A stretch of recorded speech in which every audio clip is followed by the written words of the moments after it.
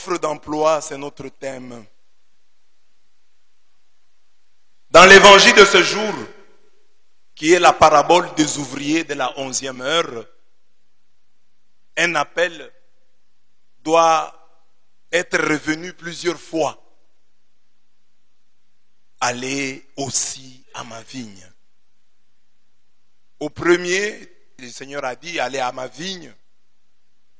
Et je pense qu'à tous ceux qu'il a rencontrés, il a dit la même chose. Allez aussi à ma vigne, allez aussi à ma vigne, allez aussi à ma vigne. Je vous donne du travail.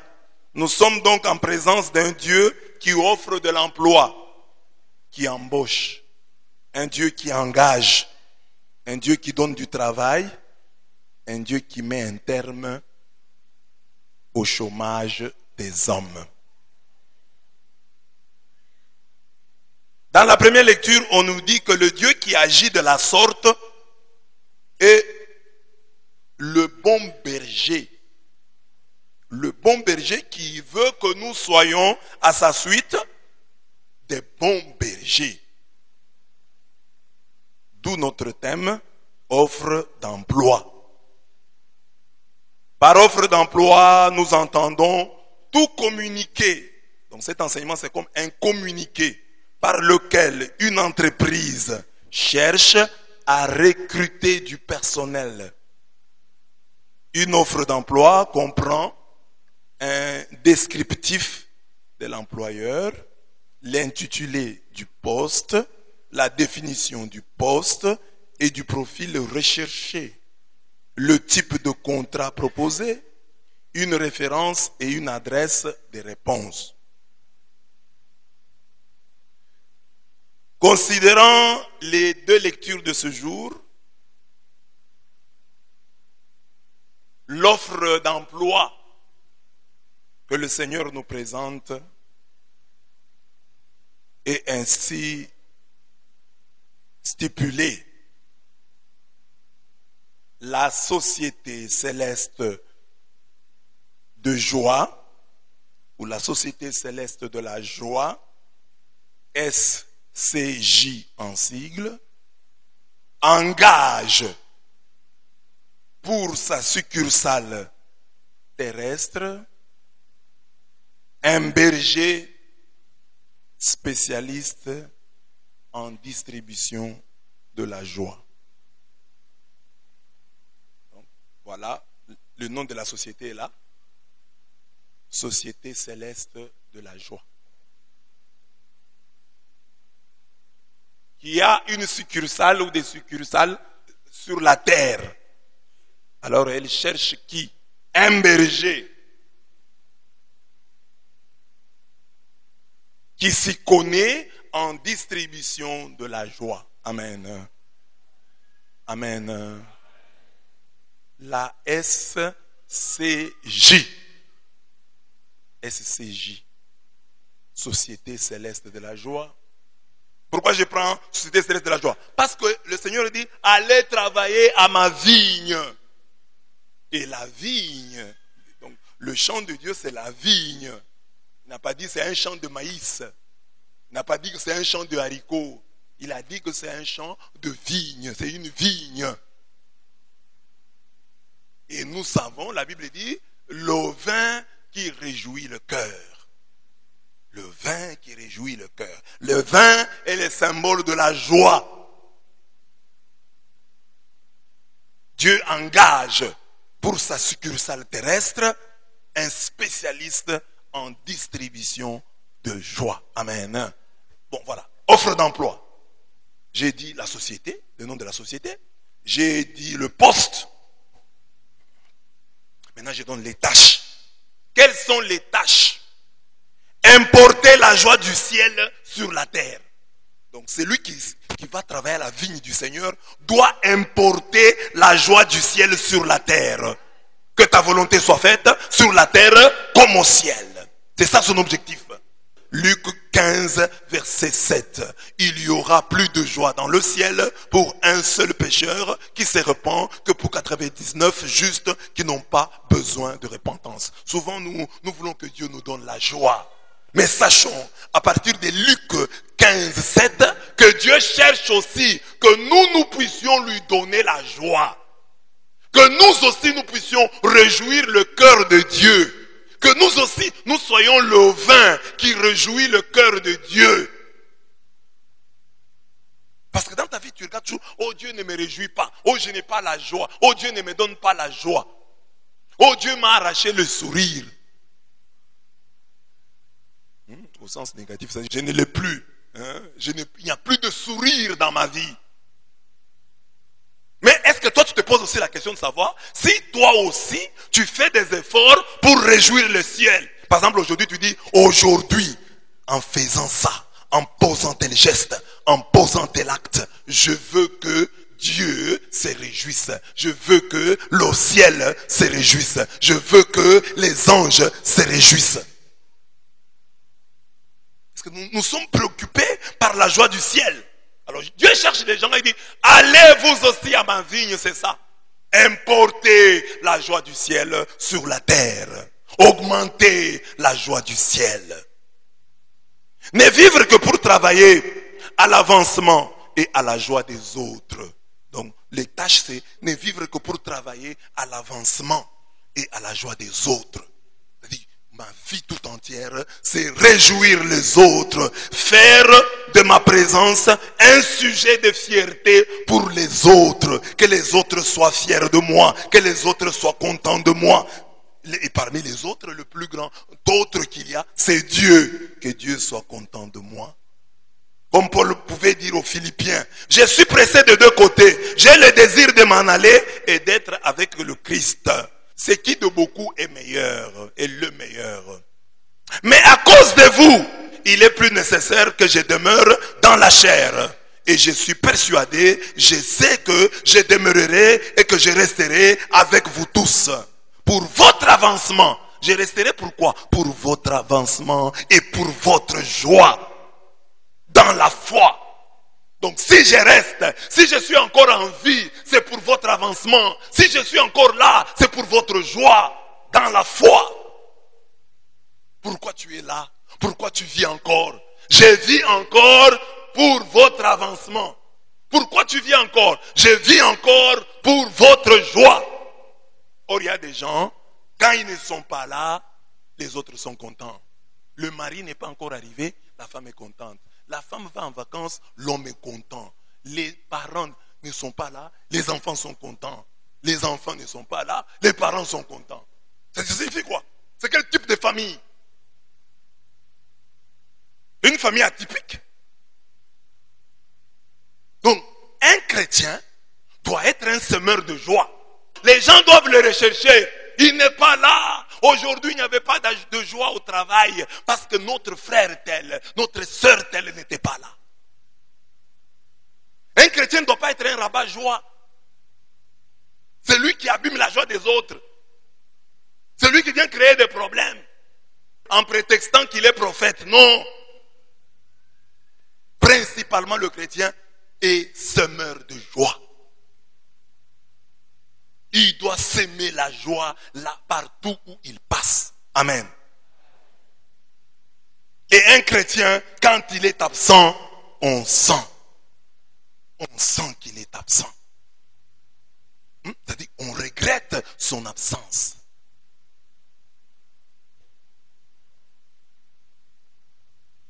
Il y a parfois des chrétiens qui travaillent à des endroits. Un chrétien qui est enseignant, un chrétien qui est professeur, un chrétien qui est ceci, cela. Quand il n'est pas là, les gens sont contents. Quand on le déplace, les gens se réjouissent. Ça peut arriver que les voleurs se réjouissent parce que toi tu es honnête. Oui, que ce soit cela. Hein, les voleurs, quand tu n'es pas là, ils doivent se réjouir. Ah non, lui, il est trop rigoureux. Bon, peut-être ça.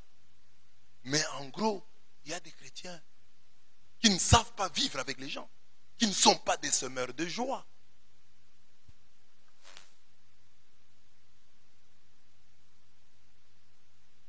Il ne s'agit pas maintenant, parce qu'il y a des gens aussi comme ça, hein, au travail, ils sont aimés, parce que quand il vient, il commence à importuner les gens, à injurier. Donc, il réjouit une partie au détriment d'une autre. C'est-à-dire, quand il arrive, il a son souffre-douleur. Sa victime, dès qu'il arrive, il commence à donner à sa victime des noms. à l'injurier et les autres sont en train d'éclater de rire et l'autre là en train de pleurer. C'est pas ça, s'aimer la joie. Le chrétien sème la joie pour tout le monde. C'est pas quelqu'un qui vient, il vient, raconte-moi un peu une histoire, injurier un peu tel. Alors vous l'injuriez, les gens des autres sont contents. Non, c'est pas ça un chrétien. Semeur de joie. C'est-à-dire, Paul dit, afin que par mon retour auprès de vous, vous ayez en moi un abondant sujet de vous glorifier en Jésus-Christ. Philippiens 1, 23, 26. Dit, voilà. Il faut que quand je vais rentrer, vous ayez des raisons de vous glorifier en Jésus-Christ. De dire, oh, Jésus-Christ nous a bénis. Paul est rentré. Paul est au milieu de nous. En tout cas, que Jésus soit glorifié. Regardez votre voisin. Dites-lui, pourquoi tu m'as suivi ici? Olandinga. Pourquoi tu m'as suivi ici? Donc, dès qu'il te voit là, tu vois, il y a parfois des jours, tu viens à l'église, tu t'assois, tu vois quelqu'un qui vient pour s'asseoir à côté de toi, il regarde, il voit que c'est toi, il se déplace. Il dit, non, il ne faut pas s'asseoir avec celui-ci. Bon, on peut condamner l'autre frère, mais toi-même là, pourquoi les autres te fuient? Semeur de joie. Et j'ai dit semeur de joie, ce n'est pas une question d'humeur. Parce qu'il y a des gens qui sont des gens d'humeur. Quand ils se réveillent bien, ce jour-là, il vous réjouit, il va vous raconter des histoires. Mais le jour où il se réveille du mauvais pied, vous allez tous subir. Ce n'est pas ça. C'est être semeur de joie. Qu'aujourd'hui, comme je me suis bien réveillé, j'ai un peu d'argent, chez moi il y a à manger, alors j'ai la joie. Et comme il n'y a pas à manger, vous allez subir. Regardez votre voisin, dites-lui, comme j'ai des problèmes avec ma femme, j'ai des problèmes avec mon mari, aujourd'hui, vous allez subir. Tu ne les dis pas, mais tu les fais. Ah, comme je n'ai pas d'argent. Il y a des gens, des maris là, quand ils n'ont pas d'argent, des parents, quand ils n'ont pas d'argent, vous allez subir les conséquences. Don Bosco, on raconte sur Saint Jean Bosco que lui, c'est quand il avait des problèmes qu'il était débordant de joie. Au point que ses enfants savaient que quand il est exagérément joyeux, c'est qu'il a des problèmes. Les gens savaient maintenant que quand il exagère dans la joie, c'est qu'il a des problèmes. Don Bosco. Parce que tu es aussi chrétien. Regardez la vision d'un homme. Quand il a des problèmes, c'est alors qu'il est débordant de joie. Et ses enfants, ceux qui vivaient avec lui, le savaient. Quand ils le voyaient débordant de joie, ils comprenaient qu'il avait des problèmes. Amen. Regarde ton voisin là. Son visage là te montre quoi? Des problèmes, manque d'argent, pas de crédit, pas de forfait. Déjà tu regardes ce moment ça, n'a pas de forfait, n'a pas de crédit, n'a pas d'argent, trop de dettes. Parce que tous ceux qui sont venus ici ne sont pas venus pour prier. Il y a des gens qui sont venus pour attraper leurs débiteurs. Ils vont après la messe là, vous allez voir. Non, donne-moi mon argent. Alors maintenant quand quelqu'un a un tel problème, à l'église, vous voyez comment il est triste. Même quand il sourit, vous sentez que c'est un sourire forcé, un sourire des vendeurs. Il montre seulement les dents pour la photo.